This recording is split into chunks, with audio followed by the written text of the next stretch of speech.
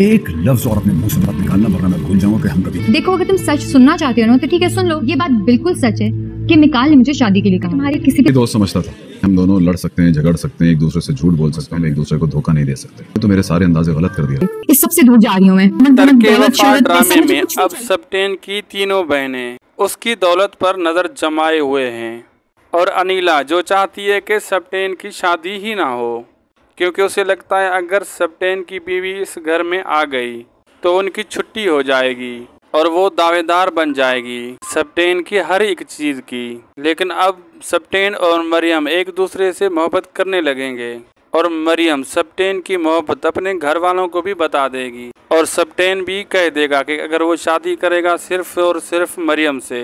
और हनीला की तो होश उड़ जाएंगे, क्योंकि वो तो चाहती थी कि अपनी पसंद से लड़की लेकर आए और उसे अपने इशारों पर चला सके, लेकिन ऐसा नहीं हो पाएगा मरियम सप्टेन की मोहब्बत में। सप्टेन अपने घर वालों से मरियम के लिए इख्तलाफात कर लेगा और आखिरकार उसकी बहन को मरियम से उसकी शादी करवाना पड़ेगी। लेकिन मरियम को क्या मालूम कि शादी होते ही उसकी बहनें उसके साथ क्या करने वाली हैं। उससे और सप्टेन को अलग करने के लिए साजिशें चलना शुरू कर देंगी।